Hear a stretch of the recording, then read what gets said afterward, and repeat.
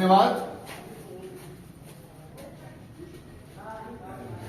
आदरणीय रामकमल जी, श्री मुनीलाल गुप्ता जी, श्री अशोक सिंह जी, श्री विश्वम्बर चौधरी जी, भानु प्रकाश नारायण जी, और सबसे बड़ी चीज की यहाँ के जो संरक्षक है श्री मुन्ना पांडे जी, अन्य तमाम पदाधिकारीगण और विशेष रूप से गोंडा से चल के आए हैं श्री केपीडी द्विवेदी जी, रामकमल साहब के साथ महिलावाद से बहुत सारे लोग यहाँ पे पधारे हैं। हम आप सब लोगों का आभार व्यक्त करते हैं कि आप सब लोग यहाँ पे इस मीटिंग में आए, उपस्थित हुए हैं। हमारी भी बहुत दिन से तमन्ना थी कि यहाँ आप लोग से आके मिलें और ईश्वर की कृपा आज हुई है, बरसी है, जिसके फलस्वरूप आप लोगों से आज मुलाकात हो रहा है और फेस टू फेस हम लोग बातें कर रहे हैं। सच पूछिए तो ये एसोसिएशन जो एक संगठन है, ये इसकी स्थापना आज से करीब 63 साल पूर्व 1959 में हुआ था। कुछ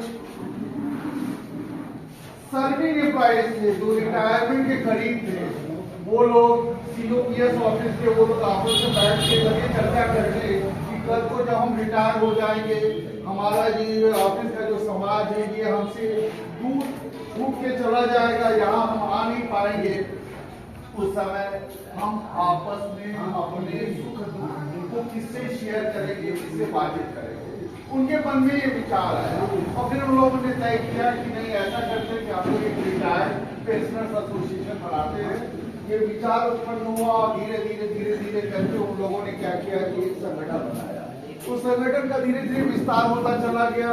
बहुत बड़ी समस्या थी, लोगों तक अपनी बात को पहुंचाई कैसे जाए, तो उन लोगों ने क्या किया, एक पेज का टाइप करके साइक्लोटाइप करके पत्रिका निकालना शुरू किया और उससे अपनी बातों को लोगों तक पहुंचाते थे। बड़ा अच्छा ये कार्यक्रम चलता रहा, सिलसिला चलता रहा और धीरे धीरे पूरे जो सेंट्रल गवर्नमेंट के जितने पेंशनर थे वो सब लोग दूर दराज अपना अलग अलग संगठन बना के अपना काम करना शुरू किए और बाद में कुछ बड़े संगठन बने जिनसे इनका एफिलिएशन हो गया और जो ताकत थी, मानव शक्ति थी, उस ताकत की बदौलत जो केंद्रीय संगठन था दिल्ली में बैठा हुआ, उसके पास इतनी ऊर्जा आ गई कि वो क्या किया कि केंद्र सरकार के जो संबंधित मिनिस्टर होता है उससे टेबल पर बैठ के जैसे पीएनएम होता है उस तरह उन लोगों ने बातचीत करना शुरू किया और बहुत सारी समस्याओं का निपटारा होना शुरू हो गया। उसी क्रम में हम लोग का जो पूर्वोत्तर रेलवे पेंशनर्स एसोसिएशन है ये भी दिन ब दिन बढ़ता चला गया, बड़ी तेजी से प्रगति किया और ऐसा रहा कि जब मैं रिटायर हुआ तो मेरे घर भी इस एसोसिएशन के जो अध्यक्ष वगैरह हैं वो लोग आए और कहे कि आप भी आइए, थोड़ा सा इसमें थोड़ा लोगों को वो कीजिए, लोगों की समस्याओं का समाधान कीजिए। तो मैं भी एक दो मीटिंग में गया, जाके देखा वहाँ पे मंदिर पे कुछ 10-15 लोग बैठे हुए थे और आपस में चर्चा वगैरह कर रहे थे, तो हमें थोड़ा सा बड़ा अजीब सा लगा। लेकिन जब हमने उन लोगों से बात की तो हमें ये लगा कि यार ये लोग तो वाकई बहुत ही पीड़ित हैं, इन लोगों को जो हक इनका मिलना चाहिए वो इन लोगों को नहीं मिल पा रहा है। और क्यों नहीं मिल पा रहा है, इसलिए नहीं मिल पा रहा है कि इनको नियम कानून कायदे की जानकारी नहीं है। तो मैंने ये सोचा कि मैं पर्सनल डिपार्टमेंट में पैदा हुआ और पर्सनल डिपार्टमेंट से रिटायर हुआ, छोटे से पद से लेके और खासकर डिप्टी हेड ऑफ डिपार्टमेंट तक में गया इस पद पे, तो क्यों ना मैं अपने ज्ञान का फायदा इन लोगों को पहुंचाने की कोशिश करूं। और ये जो चीज है ये हमको प्रेरित किया और मैंने पहला काम ये किया कि जो मंदिर में मीटिंग होता था उसको उठा के हमने स्कूल में ट्रांसफर किया। स्कूल के कमरे में होने लगा। गोरखपुर में 3 ब्रांचेस थे, तीनों के तीनों अलग अलग स्कूलों में शिफ्ट हो गए और धीरे धीरे लोग आते गए, हमारी बातों को सुनते गए, उनको लाभ मिलने लगा और नतीजा ये हुआ कि आज उन स्कूलों के बड़े बड़े हॉल में मीटिंग हो रही है और वहां भी जगह नहीं मिल पा रहा है, तो ये तो गोरखपुर की बात बताएं। लखनऊ का जो हमारा शाखा था, बड़ा पुराना शाखा था, वो कभी कभार 2-4 महीने पे पर मीटिंग हो जाए करती थी, वहां पर भी थोड़ा सा जोश आया, वहां पर भी रेगुलर मीटिंग होने लगी। गोंडा शाखा बिल्कुल मर गई थी, उसको पुनर्जीवित किया।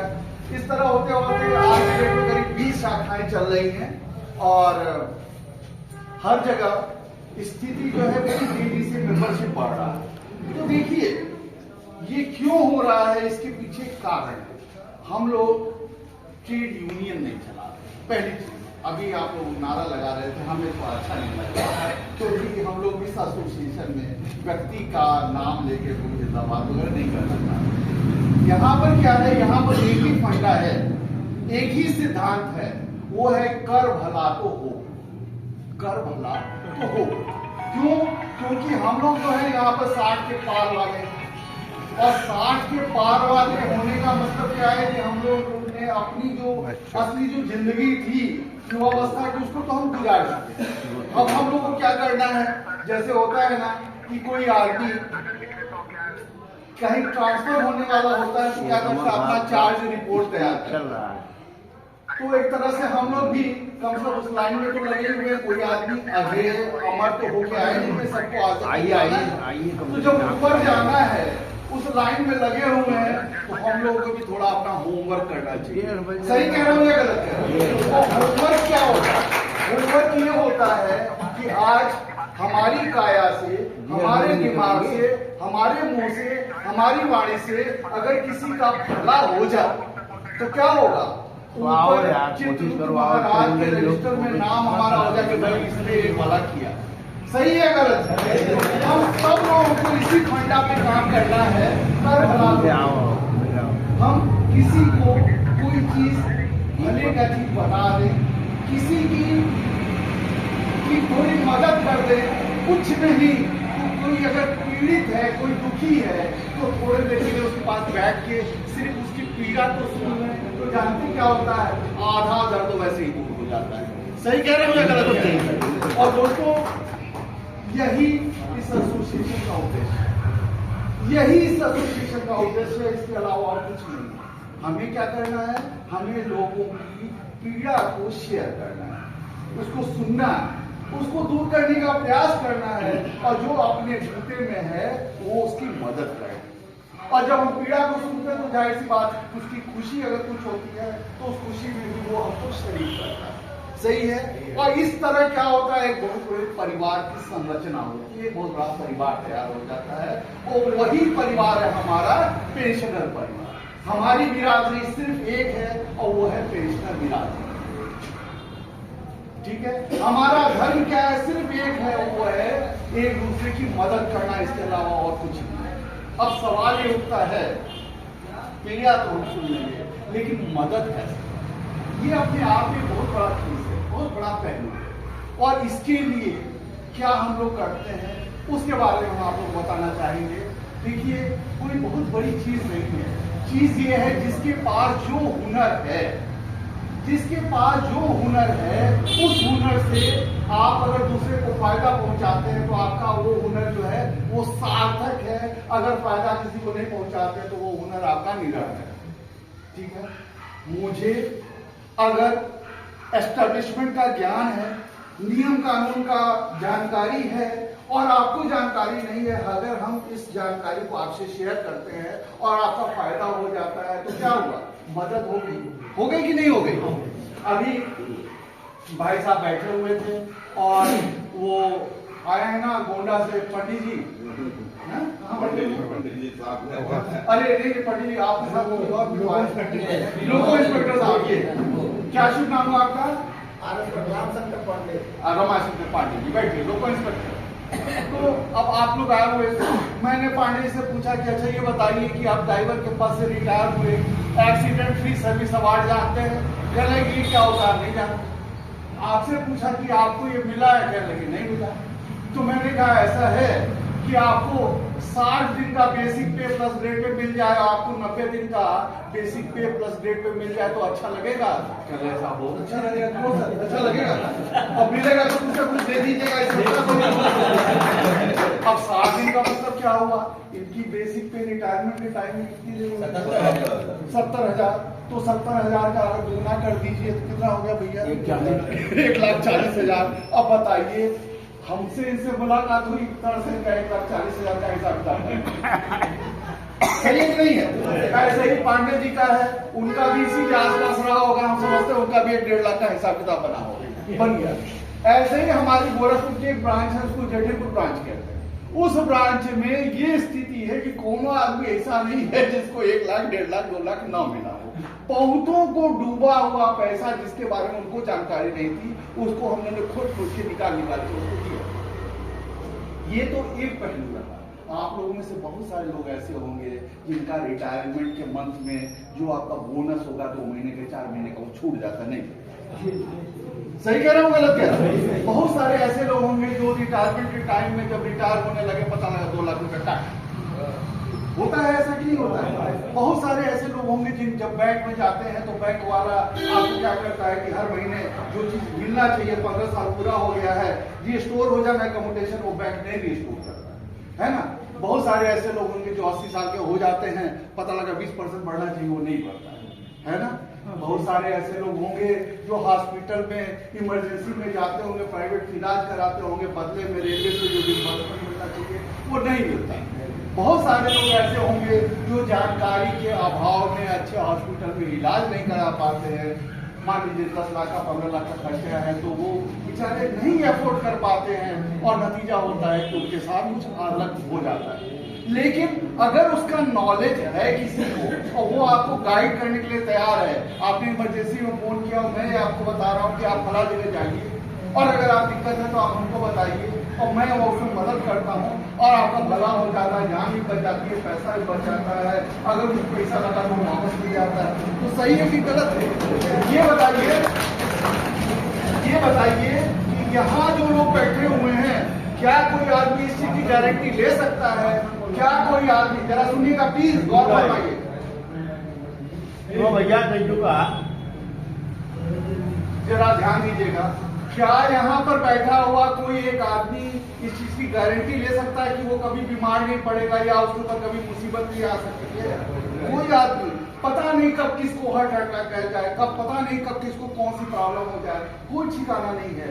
लेकिन अगर आप इस एसोसिएशन में जुड़े हुए हैं तो आपका एक गार्जियन यहाँ बैठा हुआ है, जो आपको गाइड करेगा कि आप फला जगह जाओ, आप यहाँ पे जाओ, आप वहां पे जाओ, आप ये प्रक्रिया करो, तो आपका एक पैसा नहीं लगेगा और सारा का सारा आपका ट्रीटमेंट हो जाएगा, इलाज। मामूली बात है दोस्तों, हम लोगों ने तो वो काम किया है।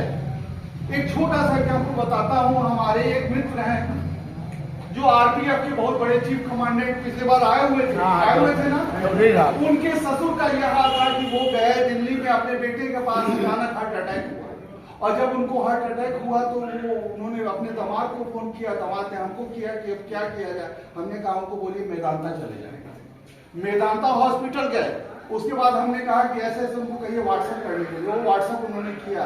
यहाँ वाले एमडी ने, गोरखपुर के एमडी ने क्या किया, उसका चिट्ठी बना के, रेफरल का लेटर बना के डिस्पैच में डाल दिया। अब क्या हुआ, वहां पर डॉक्टर बोला कि 48 घंटे के अंदर अगर ऑपरेशन नहीं करेंगे तो ये आदमी हाथ से निकल जाएगा और कहा कि 17 लाख रुपए की जरूरत है। मरता क्या मैं करता, 17 लाख रुपया अपने इधर उधर से रिश्तेदारों से लेके वो ऑपरेशन कराए और खूब बढ़िया स्वस्थ होकर गोरखपुर चले आओ। जब गोरखपुर आए तो उनको चिंता सताने लगी कि जिसका पैसा लिया कैसे वापस करेंगे। वो हमारे पास आए, कहे कि क्या करें, कैसे करें। मैंने कहा आप चिंता मत कीजिए, वो जिम्मेदारी हमारी है। 17 लाख रुपए आपने खर्च किया है, वो जिम्मेदारी हमारी है। और जानते हैं उसके बाद जो लिखा पढ़ी का कार्यक्रम होने लगा तो वो बल्कि कहते भी थे कि आप तो इसे कड़े कड़े शब्द लिखते हैं ऐसा लिखते हैं कि इससे कोई भी नाराज हो सकता है, गुस्सा आ सकता है। हमने कहा उसकी चिंता मत कीजिए, वो हमारी जिम्मेदारी है। और फाइनली क्या किया कि रेलवे ने उनके खाते में 17 का 17 लाख रुपया डाल दिया। ऑफिस से निकला हुआ पैसा रेलवे ने डाल दिया। सर ये अपने आप एक यूनिक केस, आप लोगों ने सुना भी होगा। तो ऐसा ही तो नहीं, ऐसे बहुत सारे केसेस होता है। आप बताइए 17 लाख कोई मामूली रकम होगी? नहीं हो, बहुत बड़ी रकम हो। एक वृद्धा यही छपरा की है, उसके साथ ही वो 80-81 साल की बेचारी अंगूठा लगा के बैंक से पैसा लेती थी। बैंक ने अचानक उसको एक दिन नोटिस दिया कि आपको एक्सेस पेमेंट हो गया। हस्बैंड का मरने के बाद क्या होता है, 8-10 साल तक उतना 50% मिलता है, उसका पेंशन वहाँ 40% हो जाता है। लेकिन बैंक ने गलती से 40% नहीं किया, 10% एक्स्ट्रा पेमेंट होता चला गया और बैंक ने नोटिस दिया कि आपको 25,35,310 रुपया एक्सेस पेमेंट हुआ, इसको तुरंत जमा कीजिए, नहीं तो आपका पेंशन बंद। अब ये बताइए कि बुढ़िया क्या करेगी? 25 लाख कहाँ से लेगी? 25 लाख मामूली रकम होता है, किसी से कहा जाए अचानक 25 लाख निकाल के कोई दे सकता है? नहीं दे पाएगा। वो बुढ़िया एकदम वो हो गई और जानते 3 महीने तक बैंक ने उसका पेंशन बंद का बंद ही रखा और इस 3 महीने के अंदर लगातार मैंने चिट्ठी लिखा, पत्र लिखा, सब कुछ किया, FIR उस बैंक के CPPC के खिलाफ करवाया थाने में, अटेम्प्ट टू मर्डर तक का केस दर्ज करवाया और जो बैंक का जो एक लोकपाल होता है उसको चिट्ठी लिखा और फाइनली हम लोग के चिट्ठी पर उस बैंक ने क्या किया, यू टर्न लेके कहा कि ठीक है, अब हमारा एक ही कहना था कि तुम किसी का पेंशन नहीं रोक सकते हो, नियम ये कहता है कि अधिक से अधिक तुम करोगे तो जितना पेंशन और डीए मिला के होता है उसमें 1/3 तुम रोक लो, काट लो रिकवरी के मद में, लेकिन 2/3 तुमको पेमेंट करना होता है। वो मानने के लिए तैयार नहीं, लेकिन जब ये सब कारस्तानी किया गया तो अगले महीने से उसका पेंशन चालू हो गया और अभी लगातार हमारे साथ। अब वो पार्टी बार बार कहती है सर अपना अकाउंट नंबर दीजिए, हम वकील के पास जाते तो कम से कम 40,000 50,000 ले लेता, कुछ तो हम आपको देते। हमने कहा ये काम हम नहीं करते भैया, हम तो परमार्थ का काम करते। तो दोस्तों ये आपको फायदा होता है इस एसोसिएशन से और ये तो एक दो एग्जाम्पल बताया, बहुत सारे जब आप लोग इसके संपर्क में रहिएगा तो धीरे धीरे बहुत सारी जानकारियां होंगी। हम लोग क्या करते हैं, अब एक मुद्दा उठाना 500 रुपया, 500 रुपया मेंबरशिप में क्या होता है, 500 रुपये में 350 रुपया बेसिकली गोरखपुर चला जाता है। ओके, 150 रुपया यहाँ पे रहता है। क्यों यहाँ पे रहता है? इसलिए रहता है कि यहाँ पर भी तमाम खर्चे होते हैं, इसलिए पर हेड 150 रुपये यहाँ पे और 350 रुपये में 300 रुपया जो है ये आपका एक बुलेटिन फंड ये होता है ना, ये बुलेटिन फंड में चला जाता है और इससे क्या होता है हर 2 महीने के अंतराल पे एक किताब आपको मिलती है जिसमें तमाम रूल्स रेगुलेशन लिखे रहते हैं, नियम कानून लिखे रहते हैं। ओके, और ये रूल्स रेगुलेशन इसलिए लिखे रहते हैं कि अगर आप इसको पढ़िएगा तो आपको पता तो रहेगा कि हमारा क्या हक है ना। आपको नहीं पता कि गोरखपुर के कौन कौन से प्राइवेट हॉस्पिटल रेलवे के पैनल पे है, गोंडा का कौन सा हॉस्पिटल रेलवे के पैनल पे है, लखनऊ का कौन सा हॉस्पिटल रेलवे के पैनल पे है, आपके क्या अधिकार हैं, आप कहां कहां इमरजेंसी अगर आ गई और फर्ज कीजिए आप कन्याकुमारी में हैं तो वहां आपका इलाज होगा कि नहीं होगा इसके बारे में आपको जानकारी नहीं है, लेकिन इस किताब में आपको लिखा मिलेगा कि कन्याकुमारी में है तो भी कोई फर्क नहीं पड़ता है, वहां बगल में जो रेलवे का हॉस्पिटल है वहां जाइए अपना इलाज कराइए, आपको कोई दिक्कत नहीं, सिर्फ और सिर्फ आपके पास यूएमआईडी कार्ड है, ठीक है ना। अगर वहां इमरजेंसी हो गई, हार्ट अटैक हो गया तो भी कोई चिंता करने की बात नहीं, अगर फोन करते हैं तो यहाँ से उठा के कोई ना कोई आपको बताएगा कि वहां पर ये बड़ा सा बड़ा हॉस्पिटल है, प्राइवेट का सबसे बड़ा हॉस्पिटल, उसमें चले जाइए कार्ड को दिखा के, वहां पर आपका ट्रीटमेंट हो जाएगा, आपको पैसा मिलेगा। ये आपको फायदा मिलेगा इस एसोसिएशन के लोगों से, पदाधिकारियों से जो इस एसोसिएशन से जुड़े हुए हैं और ये इस किताब में वो सारी चीजें लिखी है। समझ में आ गया? इसके अलावा दोस्तों इसमें गहराई तो इतनी ज्यादा कि अगर हम बताने लगे तो हम समझते कई दिन लग जाएगा, लेकिन कुछ हमने आपको एग्जाम्पल दिया जिसको जानकारी बहुत ज्यादा। अभी आप लोगों ने सुना होगा ना कि ग्रेड पे 4200 4600 मर्ज हो गया, 6500 10,500 में जो लोग पुराने लोग रिटायर हो गए उनके लिए क्या किया कि वो 7450 11,500 वो दोनों को मर्ज करके उनके लिए ग्रेड पे 4600 हो गया, 4200 4600 ये हुआ सर्विंग एम्प्लॉइज के लिए तो हो गया था। और रिटायर्ड वाली तो एक अच्छा से ही कर दिया, लेकिन रिटायर्ड वालों के लिए लड़ाई लड़ते जाके तब जाके इन्होंने अभी 2020 में ये ऑर्डर जारी किया कि नहीं भैया 1/6 से पहले जो लोग रिटायर्ड हैं उनको वो अगर पैसा 10,500 में है और 4200 में तो उनको भी 46 हो गया। अब क्या हुआ तो एक लड़ाई का नतीजा आया। अब क्या हुआ कि इस पे तमाम लोग जो पुराने लोग थे वो सबको ग्रेड पे 4200 से 4600 वो ट्रांसफर कराया गया, उनका पीपीओ रिवाइज हुआ, उनका पेंशन बढ़ा, सब बहुत सारी चीजें। नियम क्या था? नियम पहले था कि पहले एक जमाने में जो लोग रिटायर हो जाते थे उनको एक बार पेंशन उनका फिक्स हो जाता था, फिर अगला वेतन आयोग आया, छठवां वेतन आयोग आया तो पेंशनवा का फिर छठवें वेतन आयोग में फिक्सेशन होता था, फिर सातवां आया तो उस जो फिक्सेशन छठवां वाला हो गया तो उसका क्या होता था? सातवां में होता था। समझ में आ रहा है? किसी को दिक्कत तो नहीं? लेकिन एसोसिएशन ने लड़ाई लड़ा, कहा कि ये कौन सी बात है, आप पेंशन का फिक्सेशन कर रहे हैं, ये गलत होना क्या चाहिए। जिस पेपर हम रिटायर हुए हैं उस तनख्वाह का फिक्सेशन कीजिए, कहाँ कीजिए? छठवें में कीजिए, फिर सातवें में कीजिए, और जो तनख्वाह है उसका आदान को पेंशन। तो सरकार ने कहा चलिए भाई ठीक है, मान लिया उस चीज को। आज के डेट में आप सब लोग को जो पेंशन मिल रहा है सातवें वेतन आयोग का, वो जानते हैं वो पेंशन का रिवीजन नहीं है, बल्कि वेतन को हर पे कमीशन में लाके उसका 50% मिलता है। तो ऐसे करके बहुत सारे फायदे हैं जो आपको मिल रहा है। दोस्तों, संगठन को आगे चलाने के लिए एक बहुत ही जरूरी चीज होता है, वो ये होता है संगठन को कुछ पदाधिकारी। और हम ये चाहेंगे कि इस बार हमारा आगमन हुआ है तो कम से कम एक बॉडी यहाँ बना दें, क्योंकि देखिए हर महीने गोरखपुर से यहाँ तक चल के आ पाना हमारे लिए बड़ा मुश्किल सा काम है। अच्छा, जमाना दिन ब दिन चेंज होता चला जा रहा है। पहले क्या था? पहले आप पॉकेट में पैसा लेके जाते थे मार्केट में सब्जी लेने के लिए और सब्जी लेते थे। आज की डेट में देखिए तो मार्केट में जाइए तो सब्जी वाले भी अपने पास QR कोड लगाए हुए हैं और कहते हैं भैया डिजिटल पेमेंट कर। सही कह रहे, गलत कह रहे? तो ऐसे ही आप लोग कब तक अपनी शिकायतों को कागजों पर लिख लिख के देते रहिएगा और 6 महीने में जाएगा और वहां से जवाब आएगा। आजकल द्विवेदी जी हैं, इनके लिए हम चाहते हैं एक बार जोरदार ताली बजाइए। तिरंगा के ब्रांच को 0 से लेके और 100 से ऊपर इनका स्ट्रेंथ चला गया है। ये रात दिन जो है सीप एंड ग्राम टूल पे जाते हैं, अपना इनको प्रॉब्लम बताइए, चौथे पांचवें दिन आपको जवाब मिलता है। कितना बढ़िया हिसाब किताब, ठीक है ना?